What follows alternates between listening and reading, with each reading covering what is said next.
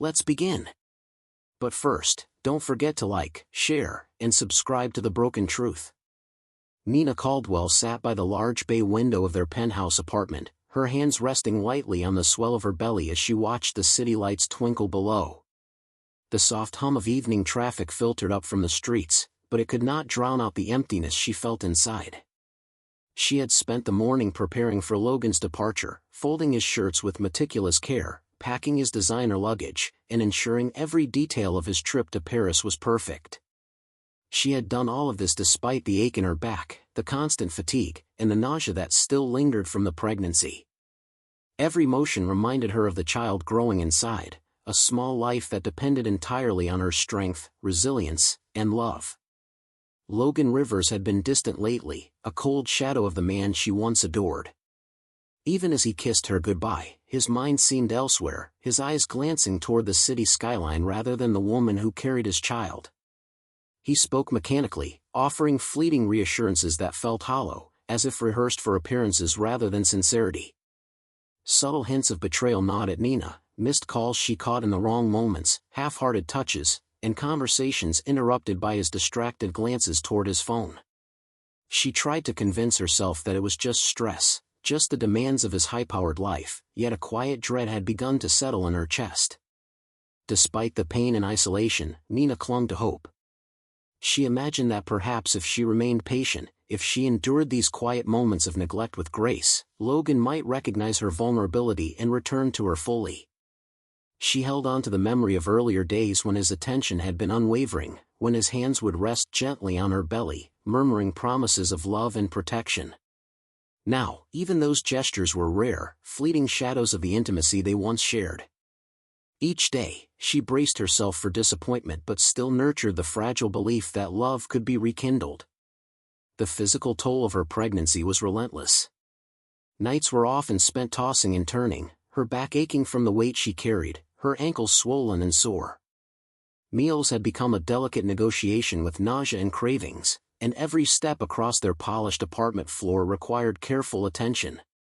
Yet within this vulnerability, Nina felt a flicker of strength, a realization that enduring hardship was teaching her resilience, that her capacity for patience and hope was deeper than she had imagined. As she watched Logan leave for the airport, luggage in hand and Sloane Mercer by his side, Nina's heart ached with a mixture of sorrow and determination. She allowed herself a quiet moment of tears, each one a release of frustration, fear, and heartbreak. But beneath those tears, a steely resolve began to form. She would endure, not as a passive victim, but as a mother protecting her child, a woman discovering her own power in the midst of betrayal. Even in solitude, even in exhaustion, Nina felt the first stirrings of inner strength that would carry her through the coming trials, a strength Logan seemed blind to but that would ultimately shape her path forward. Logan Rivers adjusted his cufflinks in the mirrored hallway, a practiced smile curling across his face as he glanced at Sloane Mercer standing beside him.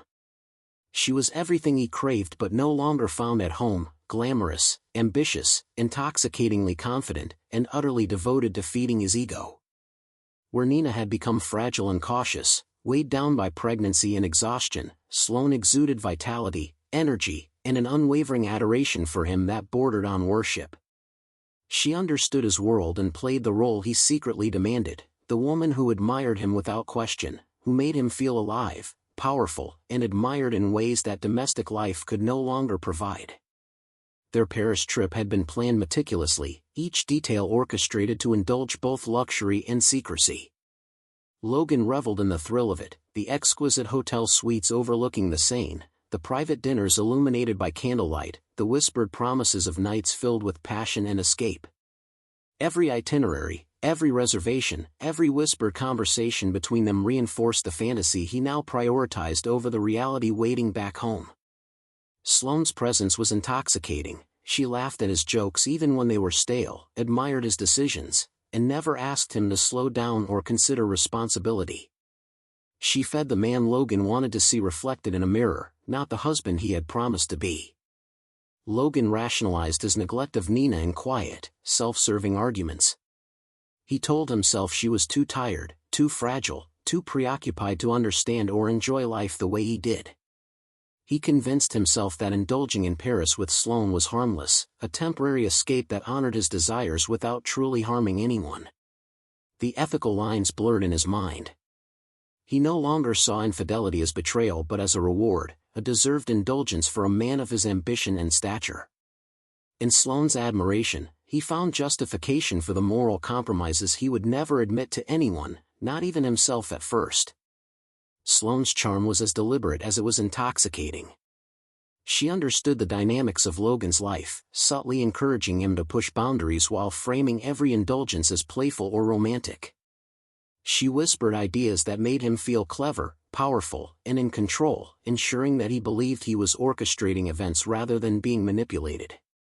The chemistry between them was electric, a dangerous mixture of ego, desire, and mutual ambition. She thrived on secrecy, and the knowledge that their encounters would remain hidden added a layer of excitement Logan could not resist. As he glanced back at the neatly packed luggage, the boarding passes, and the skyline glimpsed through the glass, Logan felt a surge of anticipation. Paris promised indulgence, status, and validation in ways Nina, burdened by pregnancy and domesticity, could never offer.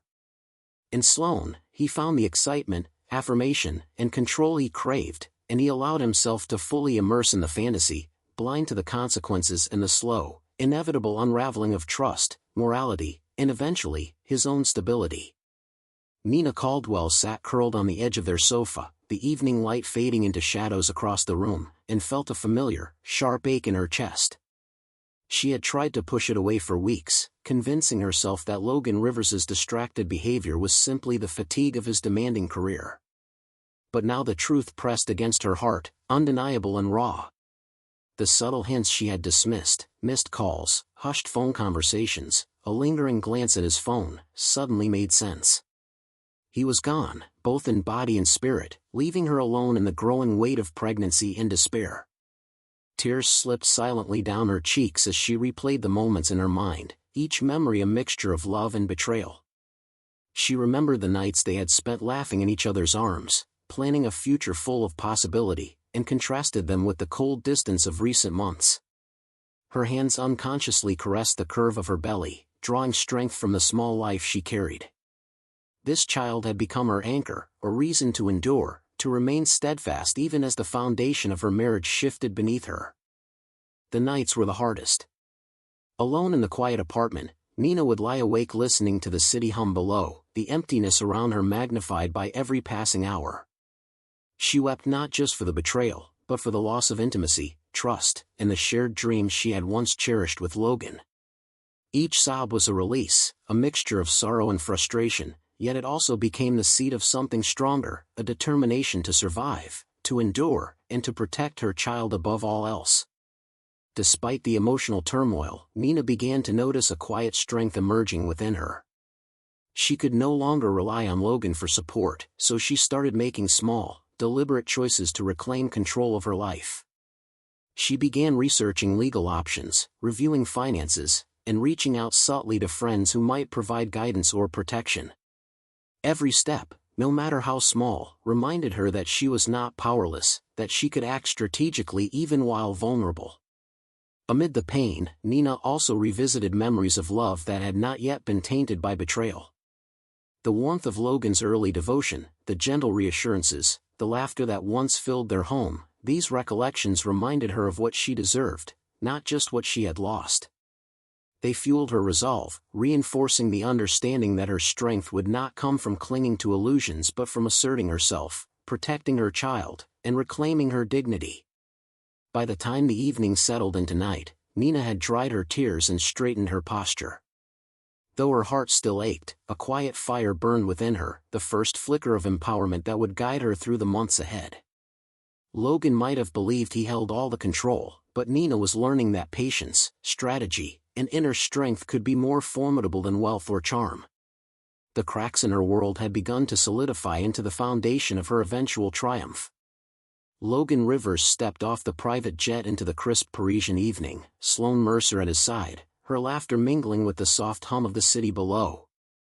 Every detail of the trip had been orchestrated to perfection, the luxury suite overlooking the Seine, the chauffeur waiting in a sleek black car, and a reservation at a Michelin-starred restaurant that promised exclusivity and indulgence. For Logan, the city was more than a destination, it was a stage, a playground where status and desire converged. He felt untouchable, buoyed by wealth, power, and the adoration of Sloane, whose every glance and word fed his ego. They moved through Paris like royalty, attending gala dinners where chandeliers sparkled above them and the city's elite applauded their presence. Logan relished the attention, basking in the quiet envy and admiration of onlookers. Sloane, elegantly poised in designer gowns, laughed at his jokes even when they were forced, complimented him lavishly, and ensured that every moment reinforced his sense of superiority. Every hand held, every whispered compliment, every extravagant gesture reminded him that he was admired, desired, and untouchable, far removed from the life waiting for him back home with Nina Caldwell. Their days were filled with indulgence, private museum tours, wine tastings at exclusive vineyards, and afternoons spent in sun-drenched cafes, where Logan would post photos to social media, flaunting their wealth and intimacy for followers and associates alike. Nights were reserved for theater performances, hidden supper clubs, and candlelit dinners in hotel suites that overlooked the glittering Eiffel Tower. Sloane's presence amplified the thrill of it all. Her admiration and sophistication made him feel not just alive, but victorious, as though each laugh and flirtatious glance validated every moral compromise he had made. Meanwhile, thousands of miles away, Nina remained at their penthouse, the apartment quiet except for the soft tick of the clock and the occasional hum of city traffic. She filled her days with preparation for the baby, reading books on parenting, managing her health, and thinking strategically about the steps she would take to protect herself and her child. Every glance at Logan's absence reminded her of the stark contrast between her quiet endurance and his reckless indulgence. While he celebrated excess and visibility, she cultivated patience, reflection, and growing awareness of her own strength. Logan's arrogance was palpable. He no longer worried about discretion or morality, believing that wealth and charm could shield him from consequences. Each social media post, each indulgent purchase, each display of affection for Sloane reinforced his sense of control, yet it also created cracks in the fortress he assumed was impenetrable. Unseen by him, Nina's quiet observation, her patient strategy, and her emerging resilience began to outmatch his recklessness. As the Parisian nights wore on, the city's lights mirrored Logan's inflated sense of invincibility, and yet beneath the glamour and applause, a subtle shift had begun. Nina, though distant and unseen, was quietly preparing to reclaim her life, while Logan, blind to the growing storm, reveled in indulgence, arrogance, and illusion. The distance between husband and wife became not just physical, but a reflection of the growing imbalance of control, foreshadowing the vulnerabilities he had yet to recognize and the eventual reckoning that awaited him. Nina Caldwell sat at her kitchen table, her hands wrapped around a warm cup of tea, when the familiar chime of her phone drew her attention. It was a video call from Hannah Price, her closest friend since college and the one person who had never judged her, never faltered in her loyalty. Hannah's face appeared on the screen, framed by the soft glow of her home office, her eyes immediately scanning Nina's expression and the subtle tremor in her hands. Without a word, Hannah understood, she always did. "Hey," Hannah said softly, her voice steady but warm. "I've been checking in on you all week. You haven't been returning my messages. What's going on?" Nina swallowed hard, the weight of unspoken words pressing against her chest. It's Logan," she admitted finally. "He's gone to Paris, and I know Sloane is with him. I don't know what to do.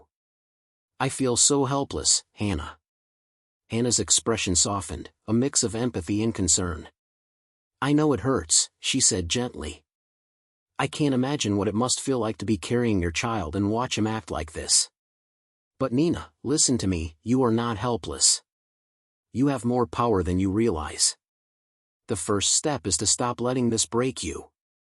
Channel the pain into something that strengthens you, not weakens you."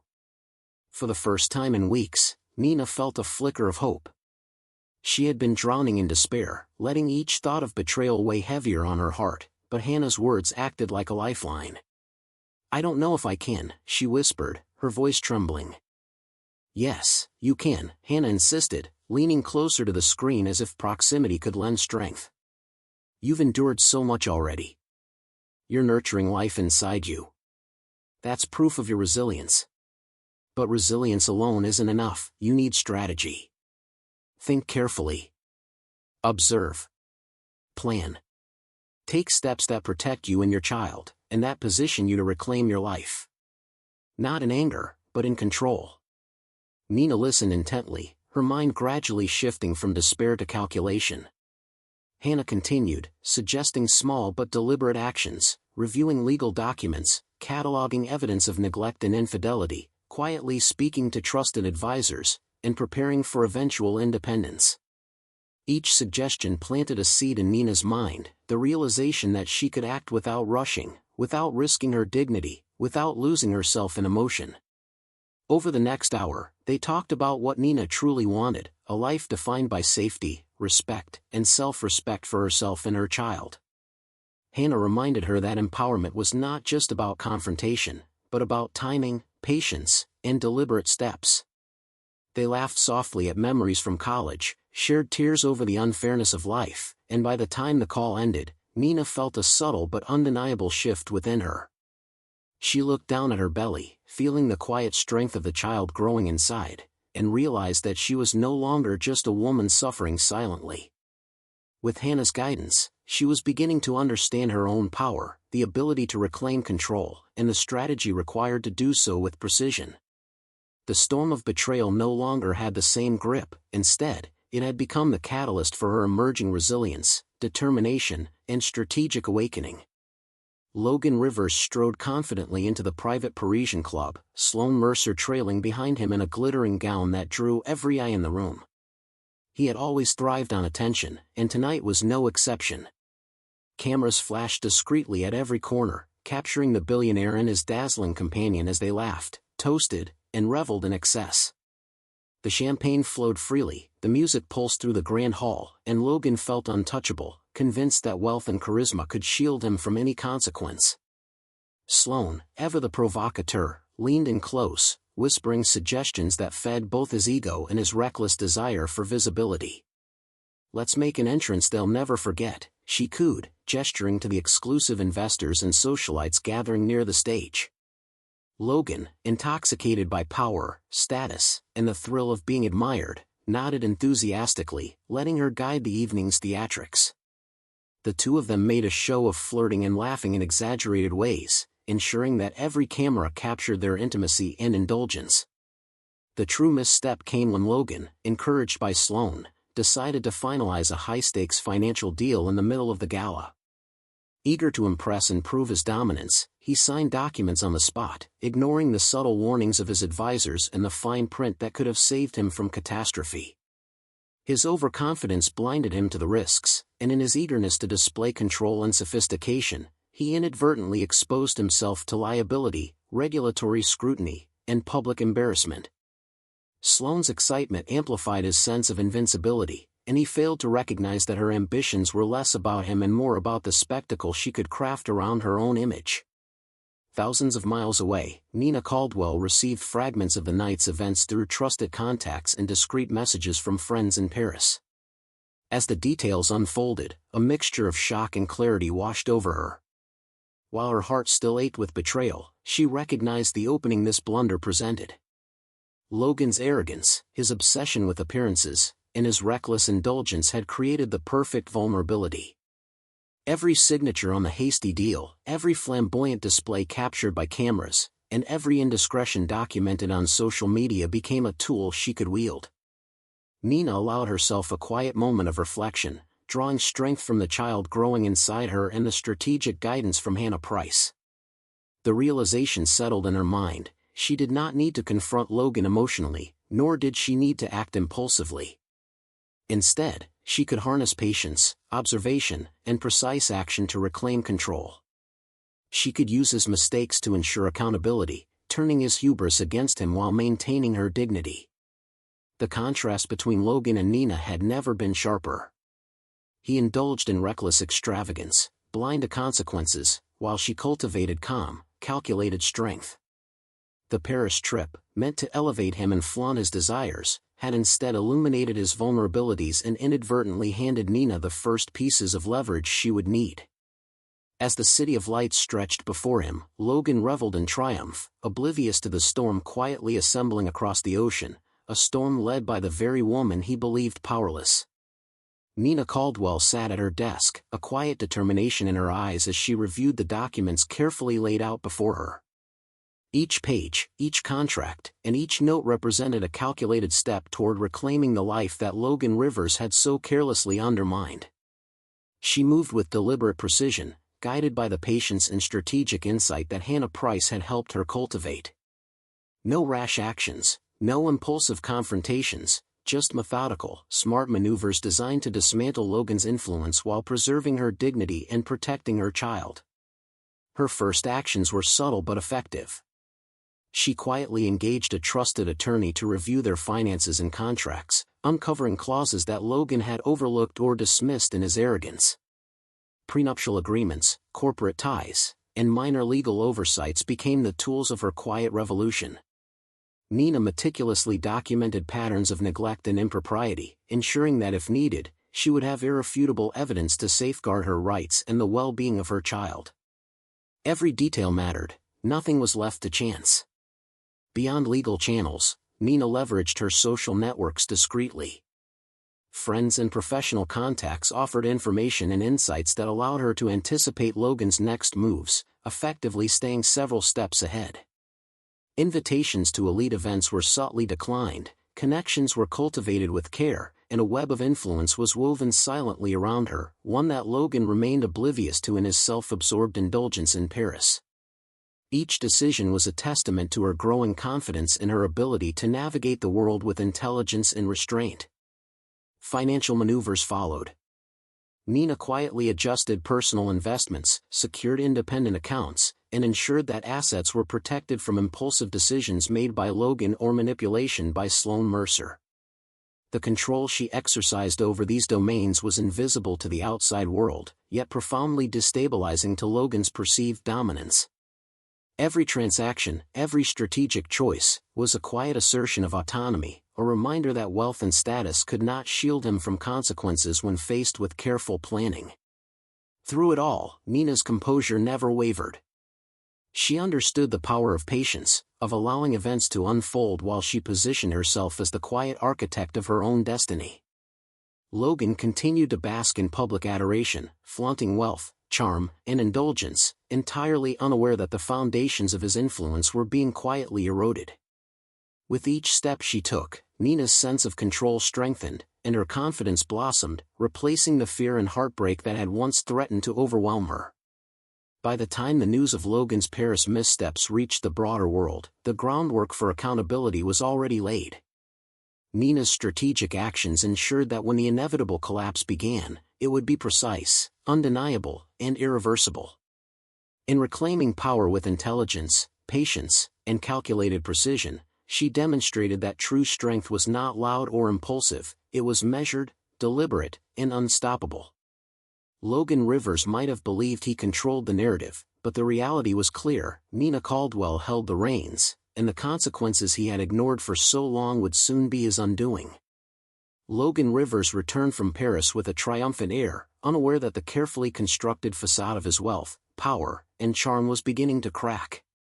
The very same indulgence he had flaunted, extravagant dinners, public displays of Sloan Mercer's attention, and high-profile social appearances, had left traces that Nina Caldwell, with patience and strategic foresight, had quietly documented. What he had considered invincibility was, in fact, vulnerability, and the consequences were beginning to ripple outward with devastating effect. The first signs appeared in his social sphere. Invitations to exclusive events became scarce, whispers of impropriety and questionable judgment followed him through Parisian circles and back home. Sponsors, investors, and influential acquaintances who had once sought his favor began to distance themselves. Their decisions were not made in a rush of anger, but through careful observation, noticing patterns of reckless behavior and indiscretion that Nina had ensured were recorded and visible to those who mattered. Logan, oblivious, assumed he was still admired, still untouchable, when in reality, the tide of social favor had shifted silently but irrevocably. Sloane Mercer, whose ambition had thrived on Logan's inflated ego, began to see the cracks as well. As wealth and status showed the first signs of instability, her loyalty wavered. She had been drawn to the excitement of power and indulgence, but she had no desire to endure public scandal or financial fallout. Quietly, she began to distance herself, making arrangements to retreat from the world that had made her shine beside him. The abandonment was subtle yet piercing, leaving Logan blindsided and disoriented, a stark reminder that Sloane's devotion had been tied entirely to his image and status, not to the man himself. Financial consequences followed swiftly. Audits that had been quietly initiated began to surface, and contracts he had signed recklessly in Paris drew scrutiny. Advisors he had ignored or dismissed now questioned every move, revealing vulnerabilities in the empire he had assumed was unassailable. Small missteps became magnified under legal and public inspection, and the luxurious image of control he had cultivated crumbled before him. Each headline, each whispered rumor, each loss of confidence among peers reinforced the reversal of power that Nina had orchestrated with patience, foresight, and intelligence. Throughout it all, Nina remained distant from the public eye, her triumph deliberate and calculated rather than impulsive. She did not seek revenge through confrontation or spectacle. Instead, she allowed the consequences to unfold naturally, guided by the careful groundwork she had laid. Every step was measured, every action intentional, and each misstep by Logan only reinforced the power she had quietly reclaimed. Her dignity, patience, and strategic mind stood in stark contrast to his reckless indulgence and arrogance. As Logan faced humiliation, social fallout, and financial setbacks, the reversal of power became undeniable. He, who had once wielded influence and control effortlessly, now struggled to navigate the consequences of his own indulgence, while Nina, once fragile and heartbroken, stood poised, composed, and victorious.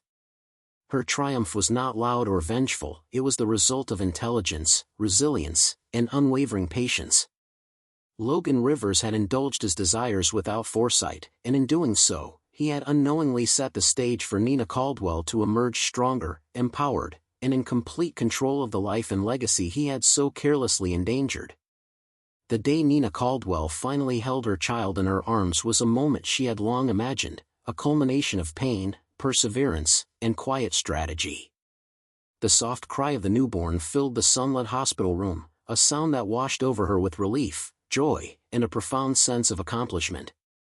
This child, a tangible symbol of love, hope, and resilience, represented everything Logan Rivers had failed to understand about commitment, responsibility, and the consequences of his own arrogance.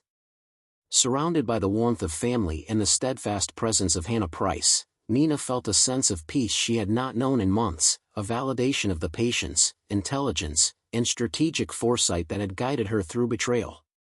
Judith Caldwell, Nina's mother, stood beside her, offering quiet reassurance and gentle pride. She had been instrumental behind the scenes, navigating legal nuances, safeguarding assets, and ensuring that justice would be served without theatrics or public spectacle. Her calm presence mirrored the strength Nina had cultivated within herself, a partnership of love, strategy, and resilience that had dismantled Logan's carefully constructed world.